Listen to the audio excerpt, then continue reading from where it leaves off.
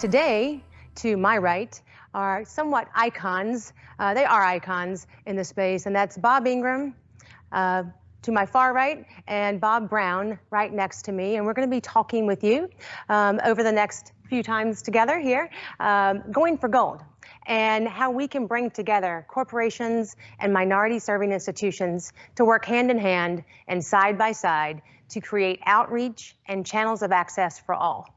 Mr. Ingram, Bob, share from your perspective the beginnings of the gold standard, how you as a CEO utilize the gold standard to both create and accelerate a culture of health at Glaxo.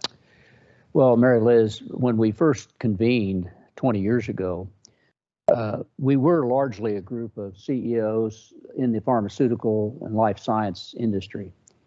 And we started to look at what were we doing in our own companies as it related to our benefits programs that would either prevent or detect cancer. And candidly, we were embarrassed because we weren't doing that much.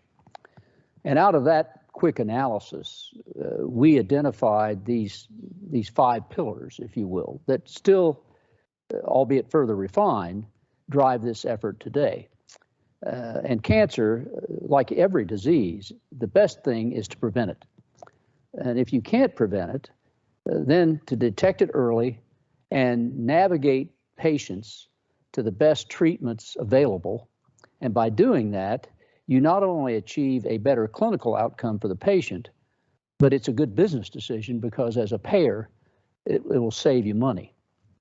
And I think what I'm most proud of, and I commend you, the whole Roundtable team, is that we've expanded from that initial group of less than 20 companies to, as you said, over 200 companies.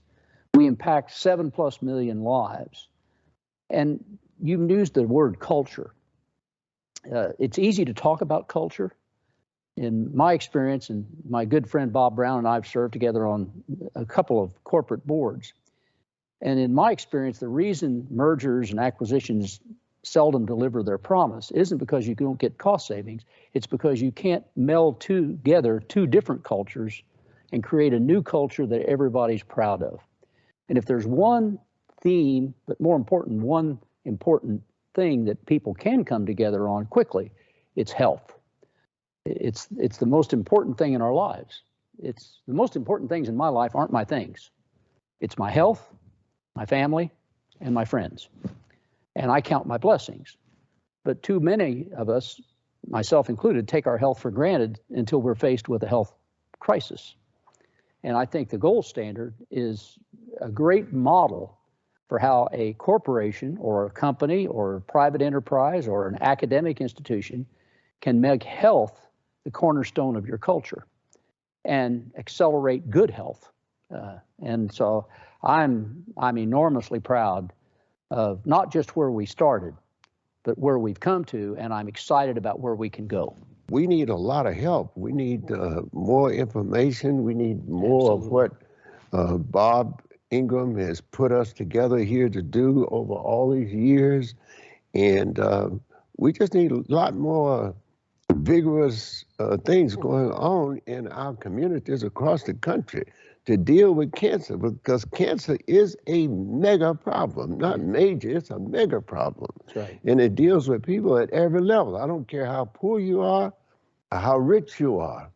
Cancer is there, it's waiting on you. That's right. This is an opportunity to come together around proven programs that make early detection and prevention more available, more possible.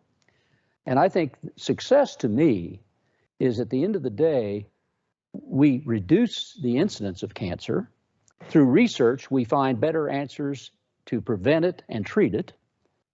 But we also, the benefits to whether it be a corporation or a university transcend just that community. They go out into the community. And the more we help people understand that this is, whether it be a healthier diet, whether it be regular exercise, whether it be getting your early diagnostic tests, mammographies, PSA tests, colonoscopies, to name 3.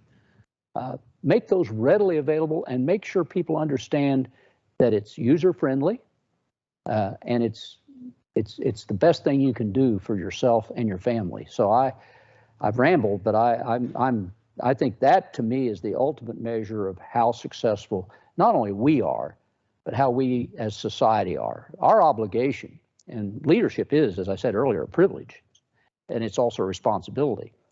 And with that privilege and responsibility, I think providing better healthcare outcomes and a longer, better life is at the top of the list, whether you're a public servant or whether you're a corporate leader or whether you're a university president or leader.